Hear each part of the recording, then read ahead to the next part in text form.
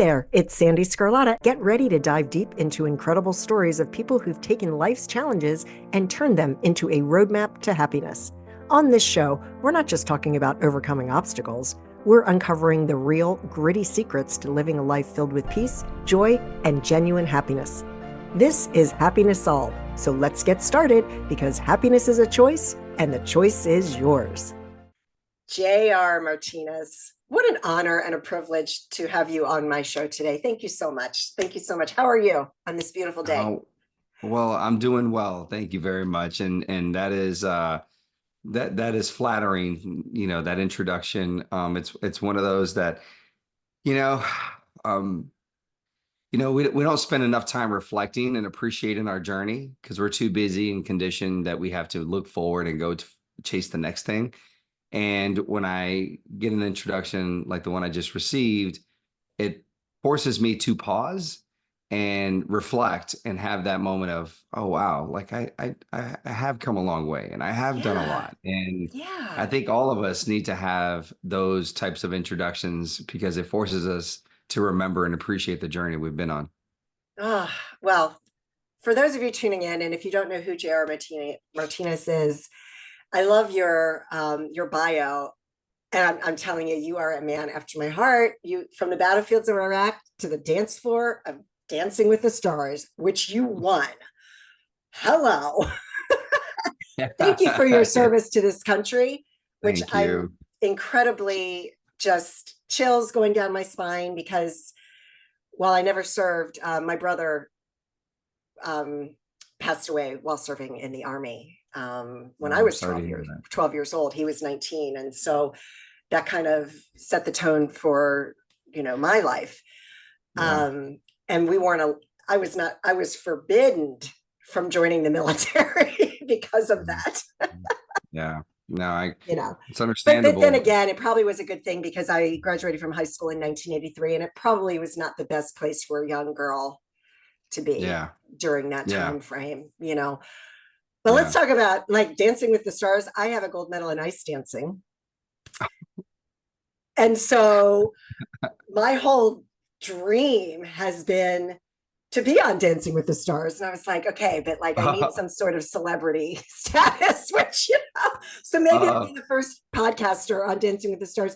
But I you did have could the be. pleasure and the privilege of interviewing Brooke Burke on my show Oh, yes. Love last her. Love year. her. And that was so this is like a full circle moment, like because Yeah. she was the host and was on Yep. it. And yeah, what an Yeah. experience. It was an incredible experience. And Brooke is obviously so lovely as you discovered in your conversation with her, but such a beautiful energy and a beautiful light. And going on dancing, I mean, listen, you could say you got to develop some celebrity status. I mean, I could argue that in some regards, I didn't have any when I went on the show. I mean, although I was an actor on a soap opera on the within the network, nobody really knew my character that well quite yet. And it's a soap opera, so not everybody was watching, which is why the show went off the air. So I was more promoted as the veteran. I Well, wasn't really promoted so much as the speaker, the actor. And there's something about that I think is important. And I didn't quite realize and understand the reach. I knew dancing was a big audience. I didn't necessarily understand how big of an audience and the big of a reach it would have. But I think, and I didn't really quite understand this, and I didn't go into it with this intention. But that show gave me the opportunity to show the world that I was so much more than what they perceived me as.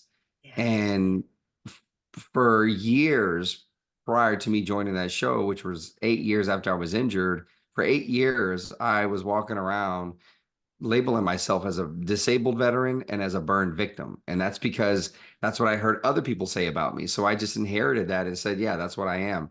I didn't know any difference. And probably about 2 years prior to being on dancing, I discovered a community of burn survivors, and they educated me and they said, no, we're not burn victims, we're burn survivors. Right. And that's an We're organization I thrivers. still, yeah. And the the Phoenix Society for Burn Survivors, I mean, taught me that. And then as I slowly started to get into the world and start to share a little bit more of my story prior to going on dancing, I then started to realize, wait, I'm so much more than a disabled veteran.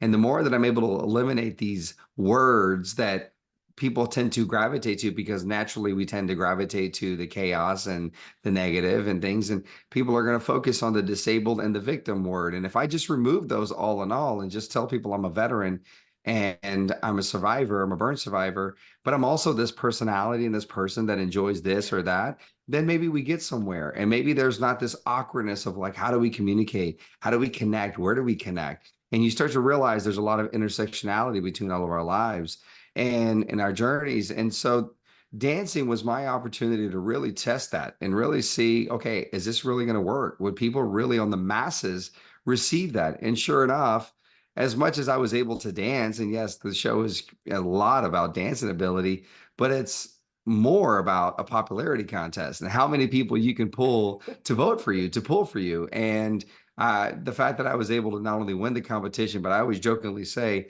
I was able to beat a Kardashian. I mean, that right there is an accomplishment in itself because, I mean, even though it was Rob, poor Rob, the brother, but still, like it's the Kardashian machine, the empire, and they have a lot of people that support them and follow them, and they'll do whatever they ask them to do. And so, for me to have enough people reach out and vote for me to take home that trophy right there, was everything for me, and it just really proved to me that I needed to be authentically who I am and what I am, and if I always operated from that place, people will receive it. Mm. You said so many beautiful things right there, JR.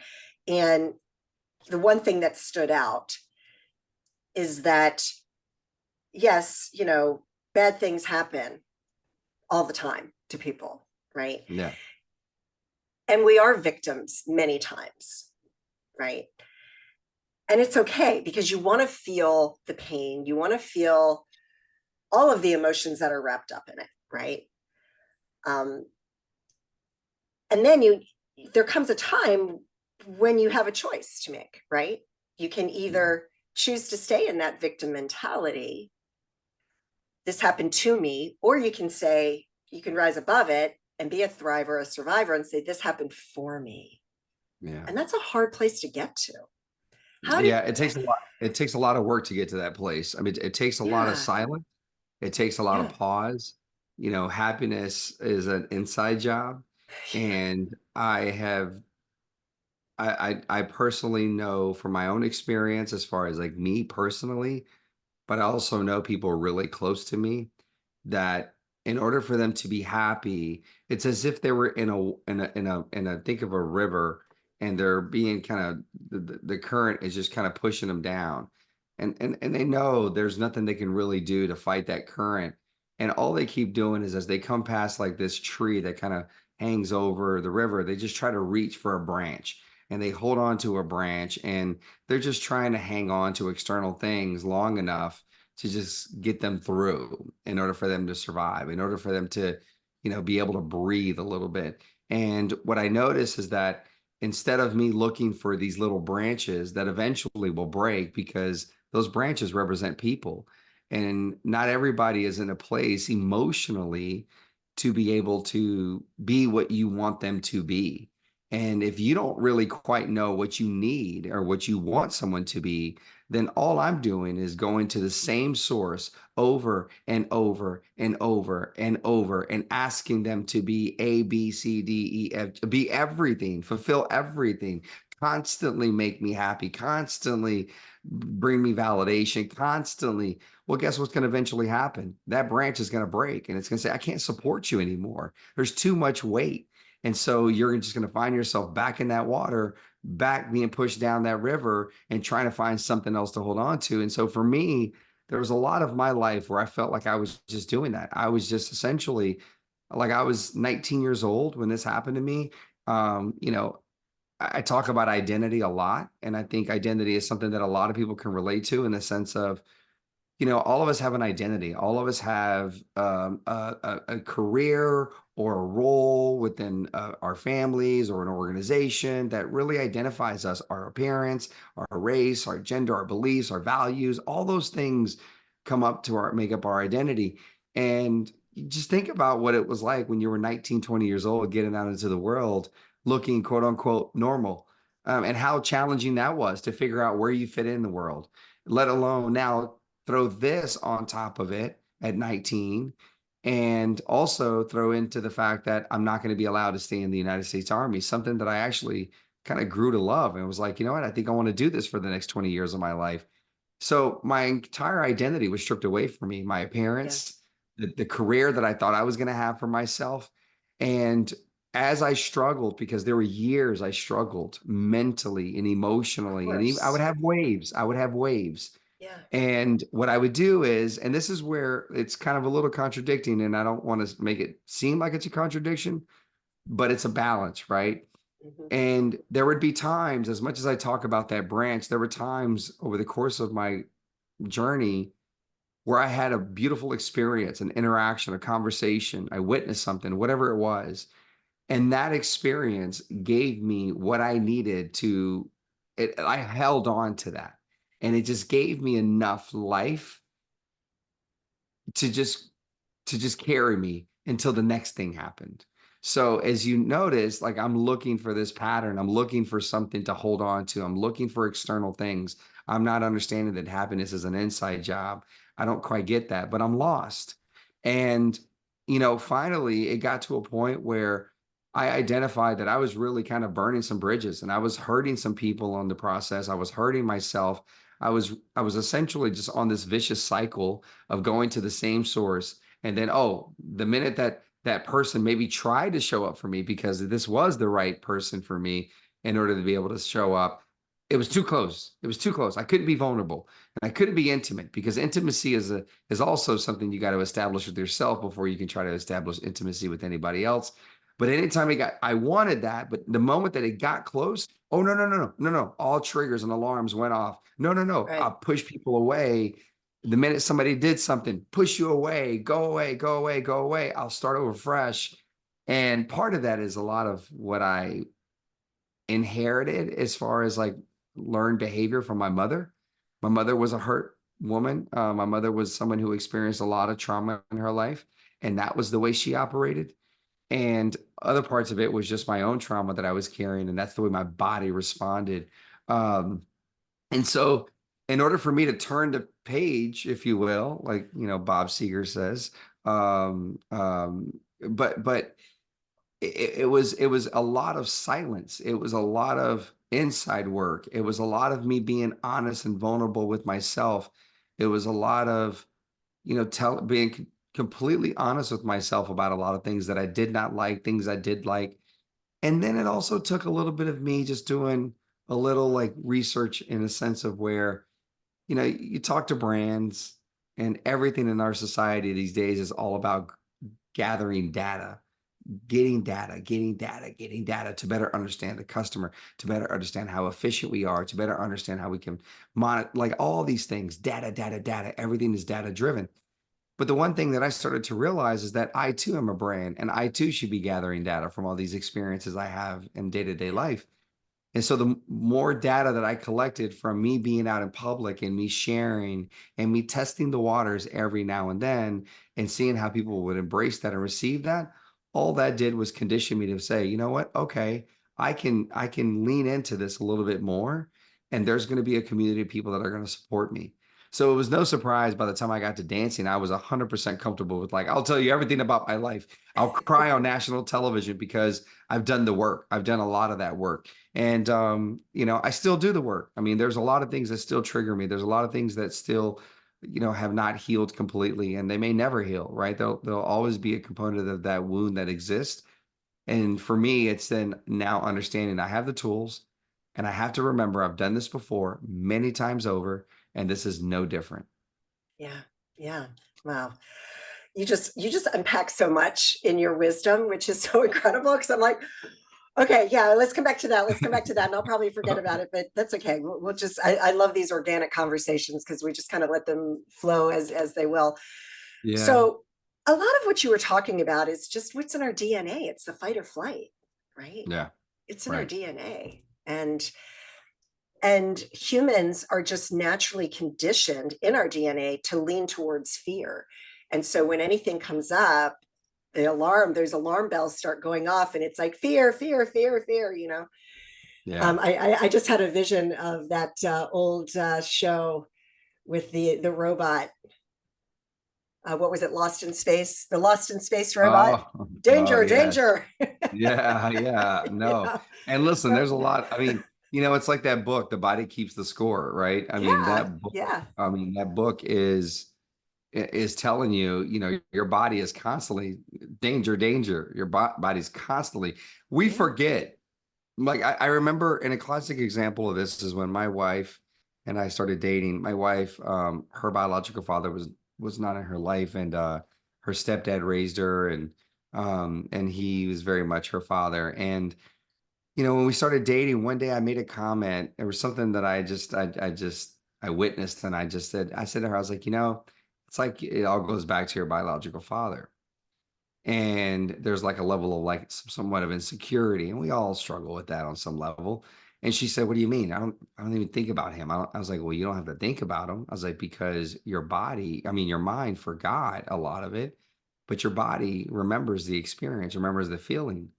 And I was like, so when you have this feeling that surfaces in your body, when you interpret something as, like, for example, like, oh my God, here she comes, she's gonna oh no, it's a confrontation, and your body starts to send all these signals and starts to shoot all these alarms through your body. I said, that's you're interpreting that as um a conflict, and it's not. That person Yeah. is probably approaching you to have a conversation. Yeah. And she was just like, for years, she's just like, "You're crazy. You don't know what are you talking about, blah blah." And of course, I'm not a therapist, a licensed anything, and so I'm like, I don't know, I'm just basing it off of what have learned and what I've been around or whatever, my own experiences. And fast forward, I mean, now we've been together, God, how many years? But this is probably maybe 2 years ago. 2 years ago. So this is already after us being together, God, maybe 10 years, maybe 12 years. Um, we have a daughter, and we now have a son. And my daughter and my wife were going to go plan. They last minute were like, "Hey, we're going to run errands together." And my daughter plays travel softball, so she's always gone. I'm the head coach. I'm always gone with her. My wife was with our son, an infant. And so I was like, "Hey, why don't you guys go do something together, and I'll stay back with the little one." So my wife is excited. Well, then my daughter comes to me secretly, and she's like, "One of my friends invited me over to like hang out and play." And mind you, my daughter probably at this time is like a 9 years old, 10 years old, maybe. And I was like, "Okay, well, what do you want to do?" And she says, "I want to go over there." And I was like, "Well, talk to mommy." So she goes to my wife, and she tells my wife, and my wife is like, she's disappointed. Yeah. And my daughter now starts to feel bad. And she's like, "Okay, fine, then I'll go with you, mama." And I said, "No, no, no, no, no, no, no, no." Right. I said, "No, let's not do that." Right. So I kind of let it work out as much as I could. And then I kind of interjected because I didn't want my daughter to inherit now this trait of like, okay, I'll compromise to make you happy, because I did that. Yeah. And that's what I was taught. And I had to break that. And I'm still learning how to break that. And so I said to my wife, I was like, that might be something you want to talk to your therapist about. So she brings it up, and I'm in my office, and she's doing a virtual therapy session, and my wife gets off, and she comes into the office. She's like, "You got a second?" I was like, "Yeah." She's like, "Oh my God. I realized why I was so upset." And I was like, "What is it?" She's like, "So I was talking to my therapist, and I was telling her the whole thing. So then they did, oh my God, they did what's the practice? Oh, I'm blanking right now. The practice where essentially, like, you close your eyes as the client, right? In a therapy session, you close your Hmm. eyes, and you are now just you're guiding sort of what you're feeling, what you're thinking, where you are. You're placing yourself. It's almost like EDMR, right? Right. But I forgot exactly what the practice was that the therapist did with my wife. And so my wife closed her eyes, and she just kind of went, and she was like, "Tell me about a time when," and she's starting to unpack all this stuff. Well, guess what it goes back to? Her It goes father. back to the biological father. It goes back to when my wife, who her biological father was kind of in and out of her life up until she was a teenager. And then, but she remembers vividly, she ended up remembering vividly there were numerous times when she would sit on her porch, because she grew up in New York City, and she would sit on her stoop, and her biological father was supposed to come pick her up. And then the phone would ring in the house, and she would hear her mother say, "No, you tell her." And then her mother would come out and say, "He's not coming." And so she forgot that, but the body remembered that level of disappointment. Oh, I'm not good enough to hang out with. I'm not good enough to.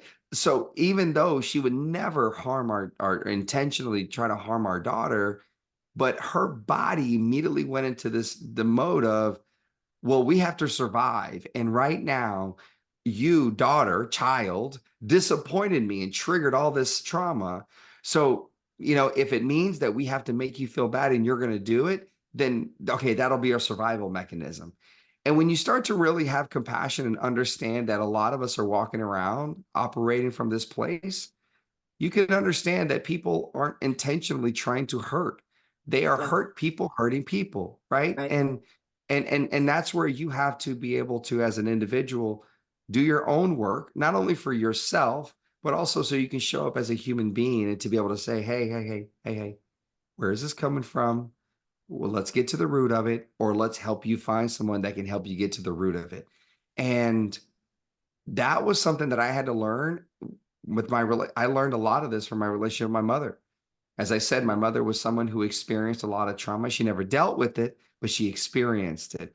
And there's a difference. And a lot of That's people will right. say, oh, yeah, she's dealt with a lot of trauma. Well, has she dealt with it, or has she Right. just experienced it? Has he dealt with it, or did he just experience it? Because all of us are experiencing, are any of us really dealing with anything? And because we're afraid. I mean, God, COVID was a great indication of that. Yeah. And politics and everything aside, the idea, the practice of stopping, the practice of staying in one space, the idea of being in that space for long periods of time with people in your home, like, and granted, I understand there's some circumstances like this doesn't apply to everybody. I don't want people to start writing me and saying, well, you didn't understand. Like, no, I understand that there's a lot of different circumstances for everybody. But the practice, the idea that we couldn't be busy and be distracted and look for different things to give us our happiness and our joy. Oh my God, it almost ruined Earth. Like, it Yeah. literally almost ruined the human race, because we just did not know how to respond to that. And I was fine with it. I was like, I'm cool. I'm at home Oh, with it my was the wife, best thing that two ever happened kids. because I'm a Yeah. homebody. I was like, oh, Yeah. thank God, I don't have to leave the house. Well, and I'm an extrovert. I'm an extrovert introvert, right? Like, Okay. I love being out. I love all that. Like I grew up that way, where I was like, let's go do something. And so I am that person, but I had no problem that if it meant that I had to stay home and be in a space, and not look for distraction, I was fine with that. But Yeah. because I had done so much of the work. Yeah. Well, speaking about doing the work, here's the deal. Most people don't want to do the work because in order to grow, you have to be comfortable being uncomfortable. And it Yeah. really sucks being Yeah. uncomfortable. And, my listeners are hearing me talk about it all the time. I've been on this journey for 34 years and I can't believe some of the stuff that still comes up. I'm like, when is it going to stop? It's Yeah. not. Yeah. As long Yeah. as I'm breathing, I'm still peeling the layers away. Right. And I spend a lot of money on coaches, Yeah. and I'm working with one right now who's just off the charts, probably the best one I've ever. They're all great, but it's just a Yep. different level. It's a different type of, and we're doing a lot of stuff in working with the quantum field, and Mm, it's just incredible because you're like, wow, yeah. I thought I dealt, and I did deal with things on a certain level, but they like you were saying, they're stored in the body. And I for decades I didn't understand why around the time of my birthday every year I would be so sad. And what Mm, finally dawned on me was that my brother died 2 weeks before my 13th birthday. um, And I'm going to be 59 years young this year, and it still happens. But see, once you become aware of it, you're like, oh, it's September, we're leading into October. Okay, he died on September 30th. So it's like your body starts to come up. And for you, and we haven't really talked about your big tragedy, which happened in 2003. My God, you had a roadside bomb. Your Humvee had a Yeah. roadside bomb, which is how you became had your burn injuries, which was more than 34% of your body, which is incredible that you survived. Yeah. I can only imagine the type of, I never like to use the word PTSD because I feel like that word, that term is solely for individuals such as yourself, right? Yeah. Yeah. And then I learned that because I was 12 years old, going on 13, having, my brother die and not understanding. And this was in 1978. Nobody went to therapy. It Yeah. was voodoo. You Yeah. know, you, Yeah. just check yourself in and don't come back out if you're going to go see somebody to Exactly. talk about your feelings. I lost my mother for a solid 10 years. Mm. My biological father died when I was 18 months old, and I had a stepfather very similar to your wife. Um, and I didn't have that support. So no wonder there was some PTSD involved there, right? It was a Yeah. Yeah. very traumatic thing. And then once you have the awareness, then you have the tools, you can start dealing with it. But I'm curious with you, because that's something that a very, very, very small percentage of people on this planet could even relate to. There's more people than we would like to acknowledge, obviously. How does Yeah. that show up for you? Because it's only been, I mean, it's been 20 years, but still. Yeah. Yeah. So, there is a process, and part of the healing process is you have to grieve. And even though I was alive, I still had to grieve the loss of what I knew, the loss Yeah. of what I thought I would be, the loss of all of these things that I sort of created in my mind, that this is how I look. This is how I get attention. It's based on my looks, based on my appearance. Hey, just Two, for the record, you're an incredibly handsome man. thank you. So Thank you. I like, appreciate that. it's just like, just That's what let I go was of hoping that. for. I was fishing for some compliments right here. I No, mean, I hadn't received no. Well, enough, I and I wanted to needed let a you few know, like, more. and your smile is to die for. So, Well, thank you very much. I appreciate that. And so that was essentially like that was my identity. And then, of course, yeah, my identity taken away from me of being in the military. Well, I had to grieve that. I had to yeah. grieve that loss. And we don't talk about this grief process because everybody was telling me, you're alive. And that in itself is the blessing. And I'm like, yeah, I'm alive, but And I'm never going to live. And there's a difference, right? Like you yeah, can be alive and not live. There's a lot of people that are alive today that aren't living. And right. so I was like, what's the point of being essentially a shell, just kind of moving through, society in my day? Like I'm going to be empty. I'm going to be hollow on the inside. And so that was my thought process. And then I realized like, it's okay. You can grieve. You can grieve losing that person. You can grieve losing a lot of your simple abilities that you once had that you no longer had. You had to learn again. Like I had to learn how to, feed myself, bathe myself, dress myself. I mean, I remember the first time I traveled by myself and I paid for something at the airport at the store. And the whole time I'm dreading that this lady's going to give me change. And I don't mean like dollars. I mean like literally change, pennies, dimes, quarters. And I'm dreading this. And the reason I'm dreading it is because my hand at the time, I'm going to pull back a little bit, I couldn't fully supinate. So my hand would only turn as much and I couldn't really make a fist. So I was sitting here dreading the fact that she's going to put change in my hand. I'm not going to be able to hold it and it's going to fall on the floor and I'm going to be embarrassed. Yeah. Well, sure enough, she gives me change. And I could do a whole podcast literally on all these instances that I've put so much emphasis and thought into and worry into, and they never came to fruition. Or the very thing that I did overthink actually did happen, right? Because you put where your focus goes, your energy follows. And so, Yep. sure enough, she puts that change. Some parts of the change drop. I take my other thumb and I pull my pocket open as much as I can. I drop that money in my pocket. And then, oh, I just saw, did you see that? Yeah. How'd that do that? I don't know. Zoom does some crazy things. I don't know. I Like it don't just know. did like a It did like like a thumbs let's make down. sure let's make sure we don't cut that part and use that for promo purposes, because they're going to be like, this conversation was not good. I'm like, no, trust me, it was great. I don't know It's why it great. thumbs down in a bubble, a little thumbs bubble that popped up. But so here I am now in the airport, and I'm left with a decision. What do I do? Do I leave the change and just run away and go to my gate? Or do I try to pick it up? And I tried to pick it up, and and I struggled, and people watched me. No one helped me, and I struggled, and eventually I got it up. So I had to grieve all of that, all of those things I had to grieve. It's no different than, somebody that's older and they had to grieve, like, man, I used to be able to do this. I can't do it anymore. Like, you have to like go through a process. And so there is a time and a place and a period for post-traumatic stress disorder, because there is the complications that come with it, the reality of the grieving process and all the stages that come. But for me, I now replace that with PTSG, post traumatic growth. I mean, PTG, post traumatic growth. That's what I Love replace it. it with.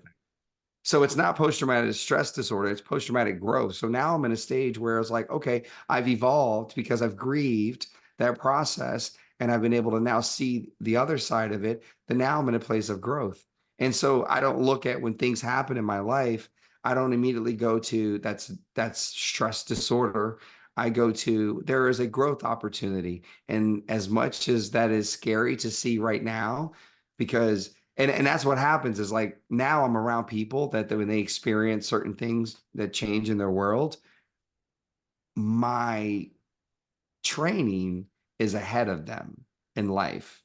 And so I'm immediately coming to them, and I'm careful because, not everybody's ready to hear this in the moment. But I come to people and I said, yeah, but you got to think of this as now potentially what's on the horizon. You got to think, and people are like, they're not ready for that, right? And they're processing. And I was like, oh, totally, 100%. You're processing. You should be processing. But the work that I've done now, in the mix of me going through something, I process, I immediately go through it. I feel it. I'm present with it. Whatever that emotion that surfaces, I let it surface. And then from then on, I move into the growth aspect. So I refer to the day that I was injured as my rebirth. A lot of veterans refer to it as the day that they're alive day. I call it my rebirth. And the reason I call it my rebirth, because that's what I truly believe it was. I Yeah. truly believe it was a rebirth, meaning parts of me died on that day, which left room Yeah. for other parts of me to be born. And all of us experience rebirths over the course of our lives. I mean, think about a parent, right? Think about your mother. You talked about how, I mean, she was devastated and lost for years after your brother passed away, Mhm. because her identity shifted from being a mother of two, or I'm assuming two. I mean, at least It's having, five. you know, okay, well, at least having the brother as there as well. Right. Now Right. to identity of five, to identity of four. I Yeah. mean, that there's a rebirth component, right? She Yeah. she lost something, and you'd like to think that you're going to gain something, but that's a really tough position to be in, and no parent ever wants to be in that. Um, but people have jobs.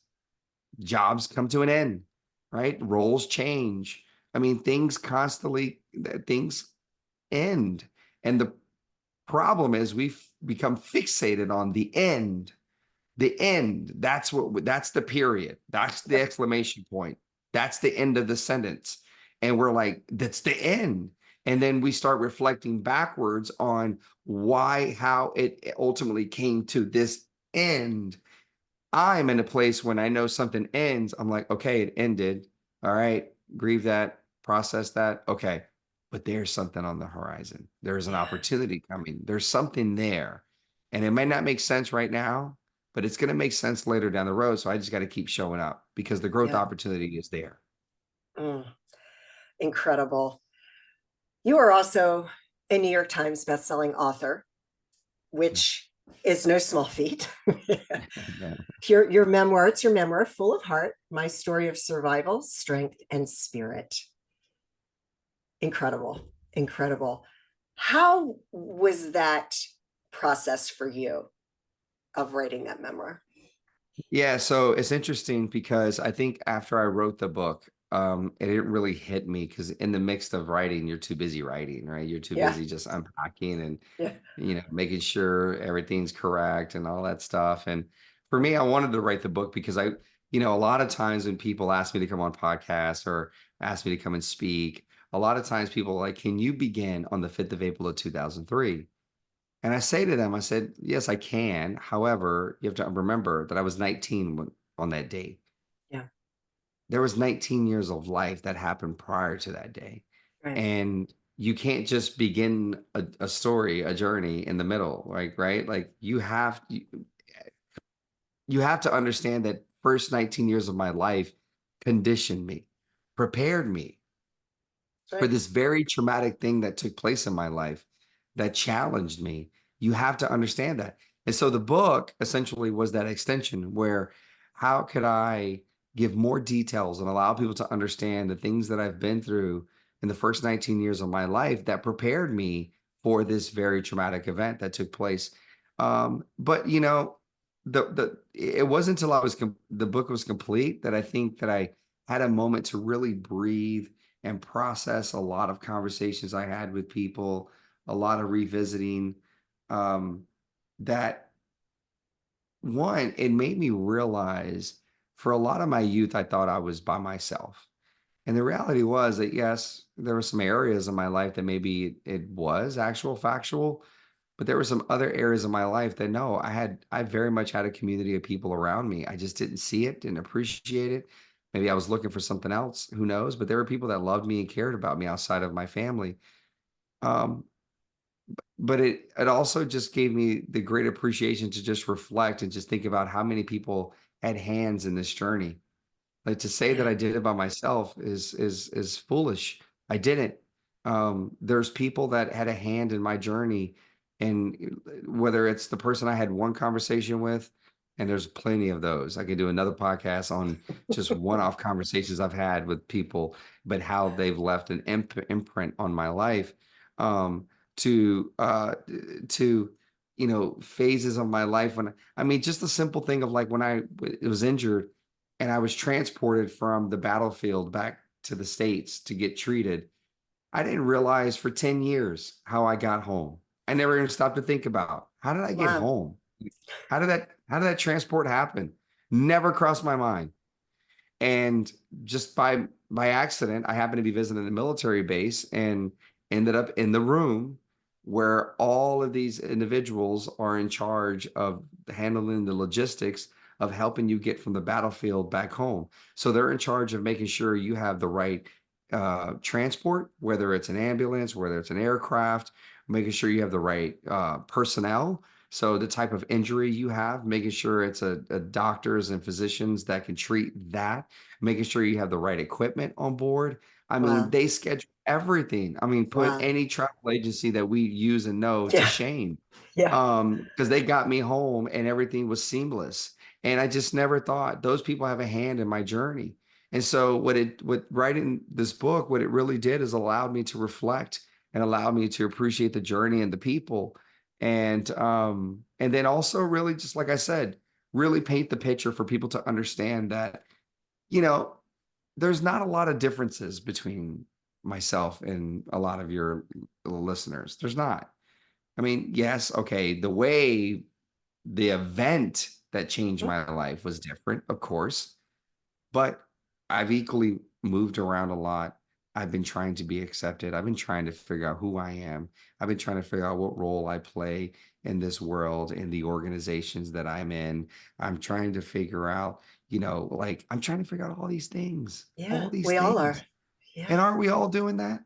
Like you Yes. said, you're about to have a birthday later this year and you're still trying to figure that stuff out and you're still peeling things back. And I'm like, all of us are constantly like, we're all feeling these things. And I think that's why I've been able to be, from a speaking standpoint, I've still managed to have some sustainability and some longevity in my speaking career because people can see themselves in me. They oh, that feeling, the emotion, that process. Yeah. I went through that, JR, a very different way, very different circumstance. However, I remember what I went through. I felt what you felt. I felt that. I felt That's this. right. I felt that. And that's where the connection lies. That's where we all as human beings are able to continuously show up for one another and be like, aha. Aha. Now Uh, you're not just someone that has not experienced what I have. So there's no way we can ever have a connection. Now you're somebody that I can relate to, that you can relate to me, and we can connect. Now we're connected on a human level, and we'll always be connected on a human level because we can show up for each other and be honest and receive that. And that is the purpose of life. oh, so beautiful. My gosh. I could talk to you for hours and hours, but as I always say, I'm not Joe Rogan yet. So Yeah, yet, yet, yet, yet. yes. I like that. So yeah, so I'm not going to have a long conversation. What would you like to leave the audience with? Is there one thing that if somebody can apply to their life right now, what would that be? If life feels overwhelming, if life feels like things aren't going your way, if you feel like, sort of you're kind of up in a corner, you're just things aren't flowing the way you would like for them to flow. I want you to practice gratitude. I want you to I want you to I want you to eliminate this pressure of thinking of long term, of thinking of the macro, the big vision of what life's supposed to be and where is it going to be and whatever time frame you're putting on it. And I want you to just go to the micro, and I want you to practice gratitude within that, within today. That's the micro today. Find something to be grateful for in this moment, in this day, in this experience. Find something to be grateful for. So, you know, like, I mean, listen, I can go on and on, but for the sake of time, but I think that's the thing that I have discovered, and I've tried to help a lot of people in my circle reframe, when they're going through something, is to okay, in this moment you're worried and you're creating anxiety about my life is not going to be this and I'm not going to have that, and oh my god, what about this time frame, and I got to have it all figured out, and it's like nope, nope, nope, nope, stop. If that feels too overwhelming, too daunting, too out of control right now, let's stop it. Let's practice gratitude. There's something to be grateful for today in this moment. And I Yes. think when we pivot and we put our energy and our focus into that place, now we are now starting to live in this space of where, okay, we're present and we're alive. And now we're starting to really be connected with our own selves, because we have to, in order to practice that, you have to really connect with yourself. Once you start to connect with yourself a little bit more, guess what? Now the obvious answers start to surface of like, this is what's going to happen. This is where I'm going to be shaped, because you may think in your mind, I want to do this thing. And then in reality, that's not what you're supposed to be doing. It's maybe not the idea that being um, whatever executive, that's not that really isn't the thing that you love. You love being in a leadership role. You love serving. That's probably why you like being in that executive role. It's not the role itself. It's like what the role gives you the opportunity to do. And so you can still do those things in a very different way. And maybe you find yourself working with a nonprofit, and you're helping facilitate funds and movements and campaigns and helping people. And guess what? You're still doing the same thing that executive would do, just in a different organization, but it's fulfilling you more because you're in tune with what is it that I want and I love to do. And so I think that's a very long explanation, but I think ultimately, I think that's the very thing that we need to be sure that we're practicing on a day-to-day basis, not just once a week. I mean, listen, our lives are busy, and for those of Yep. you that have busy lives, I get it. And if once a week is fine, absolutely. If it's once a month, if it's once every 2 weeks, the key is you have to slow down. You can't get too far ahead and then trying to remember and appreciate something that happened 6 months ago. Let's really try to appreciate it now, because then you get to appreciate the people that are a part of that as well. And you don't wait to tell that person that I appreciate that you were there for me. I appreciate that you're in my life. I appreciate that you're, whatever it is, you're going through this with me. You don't wait to tell them that. You can tell them now as you're going through it. Love it, love it, love it.